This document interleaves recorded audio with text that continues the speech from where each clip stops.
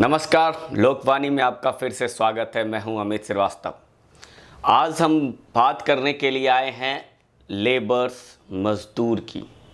इस लॉकडाउन में जो एक सबसे दर्दनाक तस्वीर सामने आई वो थी मजदूरों की जो पलायन कर रहे हैं। इसी मुद्दे पे बात करने के लिए आज हमारे साथ टोरंटो से जुड़े हैं कनाडा से भारत के निवासी एनआरआई नितिन विक्रम जी।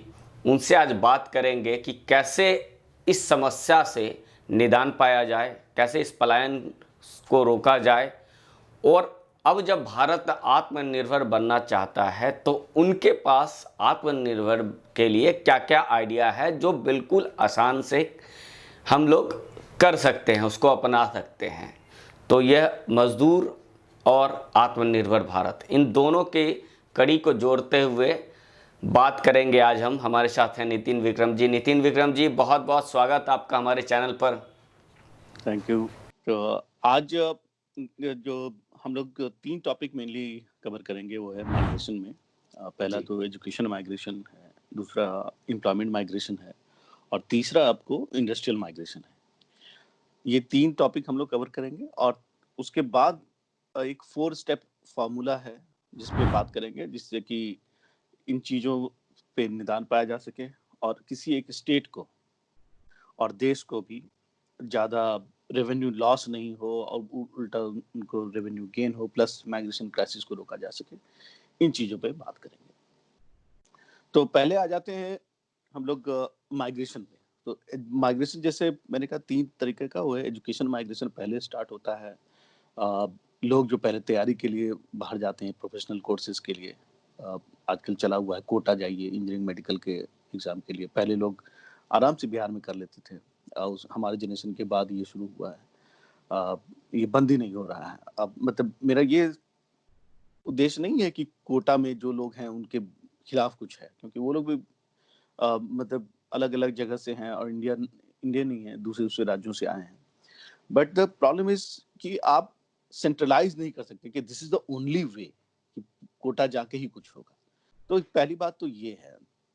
दूसरा आपका है कि अ फिर प्रोफेशनल कोर्सेज़ के लिए आप जाते हैं। आज के डेट में बड़ी मात्रा में लोग जा रहे हैं। फिर फिर मतलब आपको देश से बाहर और देश के अलग-अलग हिस्सों में, है ना? अब वो एजुकेशन रिवॉल्यूशन आ चुका है, आप उसको देख नहीं रहे हैं। तो ये एक इम्पोर्टेंट चीज़ है। और थर्ड हो गया आपको कि मतलब अब जो हायर एजुकेशन के लिए, हायर एजुकेशन में लोग अब ज़्यादातर लोग कोशिश करते हैं कि देश के बाहर ही चले जाएँ, या फिर अगर पढ़ाई कर लिए हैं तो भी अगर कुछ करना है तो फिर उनको लगता है नहीं, नहीं, नहीं, या बिना बाहर गए कुछ हो नहीं सकता है। तो इस चीज़ ये हुआ एजुकेशन माइग्रेशन। आपको उसके बाद आते हैं एम्प्लॉयमेंट माइग्रेशन। जो भी लोग लर्नेड हैं उनको ज़्यादातर पता नहीं रहता कि उनके स्टेट में उनके मतलब उनके घर में रहते हुए वो लोग क्या-क्या कर सकते हैं।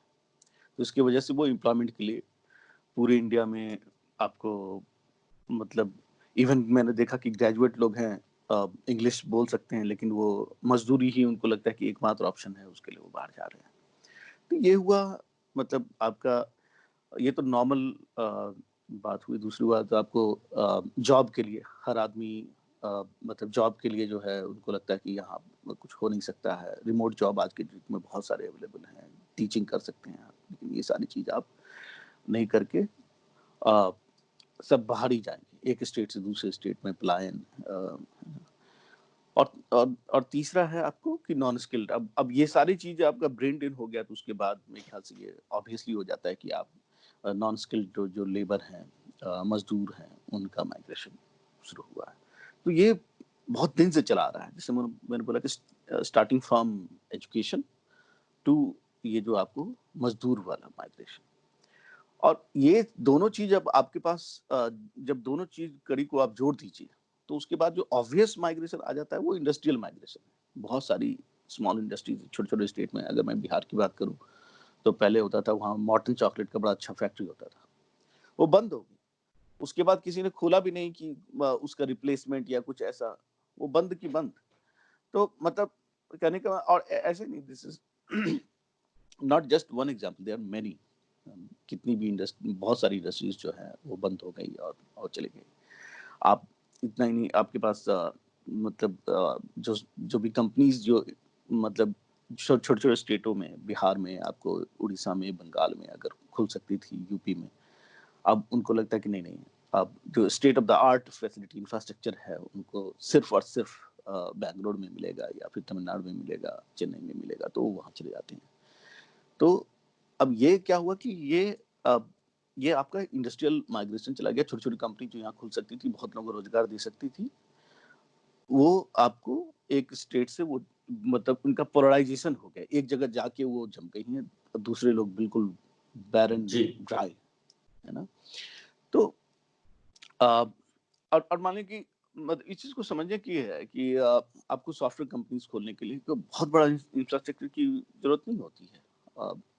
ये आपको बहुत कम इंफ्रास्ट्रक्चर में खुल सकता है। हम्म, जैसे मैंने बोला कि पहला मतलब ये है 4 स्टेप फॉर्मूला। तो पहला उसमें आता है अवेयरनेस। तो अवेयरनेस आपका एजुकेशन में सबसे पहले अवेयरनेस वहाँ ये पैदा करना पड़ेगा लोगों में। मैंने जी कोशिश करी थी एक विद्यार्थी जागरण मंच के through, but because of being alone and I could not do much. Although मैंने 1 to 1, पर्सन टू पर्सन बहुत लोगों को इस चीज के बारे में जागरूक किया कि भाई अब एजुकेशन के लेवल में क्रांति आ चुकी है। अब ये चीज है कि ये सबको ये समझने की जरूरत है कि एजुकेशन की क्रांति पहले लोगों ने देखी नहीं थी। अब इस जनरेशन हम्म, के पास ये सौभाग्य है कि वो देख पा रहे हैं। आज आपको हार्वर्ड हम्म, का कोई डिग्री लेने के लिए अ, आपको विदेश जाने की जरूरत नहीं है। You don't have to travel. आप हार्वर्ड का जो कोर्स आप घर बैठे बैठे कर सकते हैं। तो ये चीज लोगों को समझना होगा। जो आप कॉम्पिटिटिव एग्जामिनेशन की तैयारी जो भी करनी है, तो एक वैक्यूम क्रिएट कर दिया गया है, एक सिंगल लोग के दिमाग में डाल दिया है कि आप कोटा नहीं जाओगे तो जॉब आपका लगेगा नहीं, आपका किसी कोर्स में एडमिशन होगा नहीं। तो ये गलत चीज है जिससे हमने किया, और हमारे जनरेशन में बहुत लोगों ने घर में बैठ के तैयारी की। हम we face the competitive examination and we passed it. और हम लोग तो ट्रेन भी करते थे लोगों को, मतलब इंस्टीट्यूशन भी चलाते थे। लोकल एजुकेशन, लोकल जो है आप उसको उसका फायदा उठाएं। क्लासरूम कोर्सेज जहाँ भी हो सके वहाँ कीजिए। और उसके बाद जो आप रिमोट जो भी अभी चल रहा है, अब देखिए कि कोविड-19 से हमें ये सीख भी मिलती है कि भाई आपको इतनी सारी चीजें जो है आज की डेट में, जितनी भी स्कूल की एजुकेशन है, सब रिमोट हो रही है इंटरनेट से, ऑनलाइन, राइट। जी तो देयर सो मेनी कोर्सेज, तो आप उसको पहले आप कर सकते हैं। अ, तीसरा चीज आता है कि आपका जो इवन जैसे मैंने बताया, हायर स्टडीज भी आप घर बैठे ही कर सकते हैं। और अवेयरनेस के साथ साथ हमें यहाँ पे करना होगा कि एजुकेशन की चीज़ों को फिक्स करने के लिए अभी ज़्यादा से ज़्यादा कॉलेजेस और स्कूल्स खोले जाएं। आपको अ, मतलब कि छोटे छोटे स्टेट्स में, जैसे बिहार में, यूपी है, बंगाल है, तो अभी भी अगर मैं अपने टाइम से कंपेयर करूं तो अभी बहुत सारा इंस्टीट्यूट्स है, but still it's very less compare to जितने स्टूडेंट्स जी बाहर जो जाते हैं। टेक्निकल हाँ, एजुकेशन दे हाँ, सकें, हाँ, हाँ। मेरा इससे जोर ये है कि आप जॉब ब्रेन गेन। ओरिएंटेड हाँ, जॉब हाँ, जॉब। ओरिएंटेड जो कोर्सेज दे सकें करेक्ट, करेक्ट। बेसिकली। हाँ, आप वो ट्रेडिशनल वे में नहीं चल सकते हैं। अब क्रांति आ चुकी है, आपको उसको अडॉप्ट करना ही पड़ेगा। You have to, it's the time to ride on the wave of revolution, है ना। तो अभी ये हुआ, इससे आपका सबसे मेजर चीज आपका ब्रेन ड्रेन रुकेगा, है ना। अब दूसरा चीज आता है कि भाई आप लोगों के दिमाग में कि भाई जॉब्स एंड प्लेसमेंट्स। सो अब लोग कहेंगे कि भाई इंस्टीट्यूशन बिहार में तो है लेकिन हमको यहाँ करना नहीं है। क्यों भाई? तो क्योंकि बिहार में जॉब नहीं है। तो इसमें मैं एग्जांपल देना चाहूँगा कि मैं अपने लाइफ से कि मैं केरला में मैंने पढ़ाई की, Cochin university of science and technology. बड़ी अच्छी यूनिवर्सिटी है और सेंट्रल गवर्नमेंट के एक्ट से बनी है, लेकिन 1979 से है, बट स्टिल 78 शायद। बट स्टिल वहाँ पे जिस समय हम लोग थे, वहाँ पे कोई कंपनी वहाँ प्लेसमेंट के लिए नहीं आती थी। और तो उसमें मैंने अपने स्तर पे कोशिश करी, अपनी सीनियर से बात करी कि भाई आप हम लोग कुछ करते हैं इसमें जॉब के लिए, बट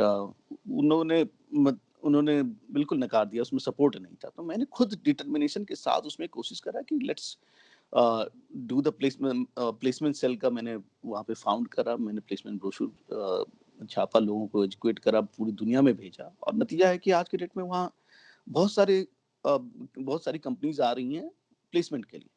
तो ये चीज आपको बिहार के किसी और, बिहार, यूपी, बंगाल के दूसरे कॉलेजेस में भी लोगों को करना होगा कि प्लेसमेंट पे जोड़ दें, प्लेसमेंट सेल बनाएं। तीसरा चीज आ गया कि आपको कि अब जॉब फेयर्स, तो आपको बहुत सारे जो आपके आपको स्टेट गवर्नमेंट है वो या फिर जो एनजीओज हैं, वो लोग अब एनजीओज का इसमें भी योगदान हो सकता है कि आप लोग जॉब जॉब फेयर ऑर्गेनाइज कराइए, ताकि जो छोटी छोटी कंपनीज, और job fair is not be like software companies के लिए जॉब फेयर लगे, छोटी छोटी चीजों के लिए भी जॉब फेयर लगे, ताकि लोगों को रोजगार मिले। इंस्टेड की ये जो आज के डेट में है कि आपने 12th कर लिया है तो आपके पास और कोई रोजगार है ही नहीं, तो दिस ओनली वन वे कि you become labour and you migrate, ऐसा नहीं है।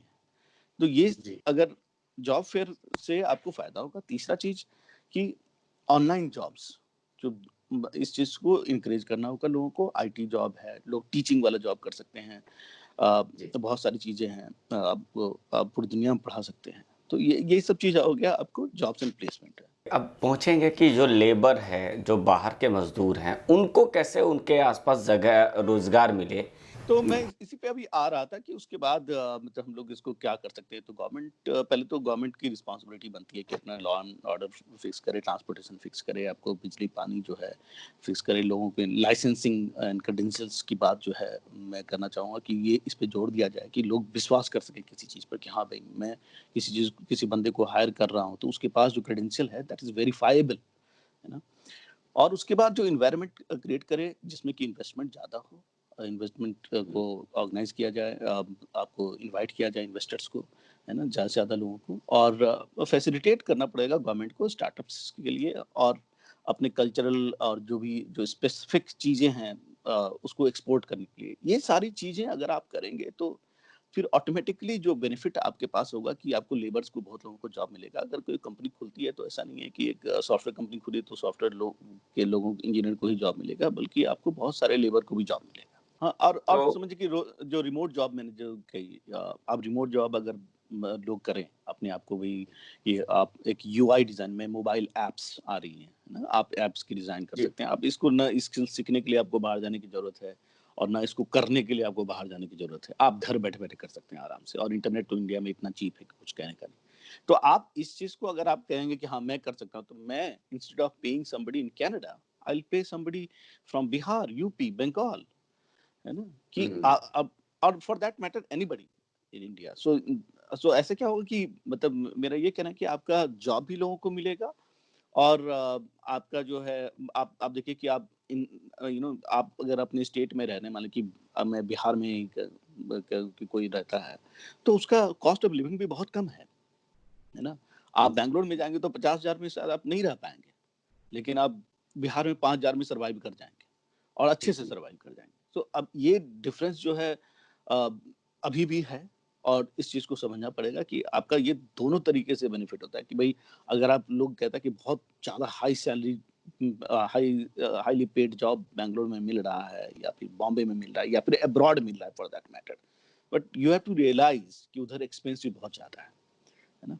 तो आप इसलिए अपने अपने जगह पे रहें, अपनी मातृभूमि पे रहें, और रोजगार की संभावनाओं को तलाशें, जो कि आप अपने घर बैठे कर सकते हैं, जो पढ़ाई अपने घर बैठे कर सकते हैं, और और रोजगार क्रिएट भी करें। ये मेरा संदेश है। जी जी, ये इसी मोड के साथ कि सरकार को भी चाहिए कि वो ऐसी व्यवस्था कराए, और जो विद्यार्थी हैं जो कर सकते हैं और उनके गार्जियन जो चाहते हैं कि हमारे बच्चे अच्छे पढ़े, उन्हें भी, उनकी भी ये रिस्पॉन्सिबिलिटी बनती है कि वो अपने स्टेट में रहे और वहीं पे कुछ रोज़गार, छोटे रोज़गार करे। आजकल तो बहुत सुविधाएं हैं, उसके बावजूद भी अगर ऐसे हालात देखने को मिले तो फिर मुझे लगता है कि देश को ये सोचना चाहिए कि अब ऐसे हमें इस दृष्टि में भी चलना होगा, कुटीर उद्योगों का सहारा लेना होगा, कम एम्प्लॉयमेंट से ज़्यादा एम्प्लॉयज़ को, ऐसा करते हुए कि कम काम हो और काम ज़्यादा हो, कम एम्प्लॉयज़ हो, लेकिन उस पर आश्रित बहुत लोग हो जाते हैं। अगर हम इंजीनियर बाहर अगर शॉपिंग भी करने, दूध भी खरीद रहा है तो वो बाहर अगर खरीद रहा है तो वो अपने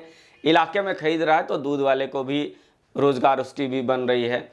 ऐसे ही एक दूसरे पे आश्रित जो व्यवस्था हमारी रही है। शुरुआत में जब मैकाले ने हिंदुस्तान में जब आया था तो उसने एक पत्र में लिखा था कि शायद 2300 गांव में 36,000 फैक्ट्रियां हैं, जिसमें वो कारपेंटर थे, तो लोहे के काम करने वाले थे, लकड़ी का काम करने वाले थे, बालू का काम करने वाले थे, मिट्टी का काम।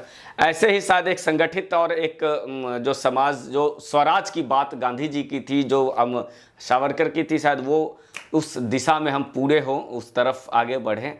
इसी नोट के साथ नितिन विक्रम जी, बहुत बहुत शुक्रिया हमसे जुड़ने के लिए। आगे भी आपका समय लेते रहेंगे। हमने बात की लेबर और एम्प्लॉयमेंट, लोकल एम्प्लॉयमेंट, जो लोकल वोकल फॉर लोकल जो प्रधानमंत्री मोदी का संदेश है, उस पर बने रहिए हमारे साथ और देखते रहिए लोकवाणी। बहुत बहुत शुक्रिया नितिन विक्रम जी। हाँ।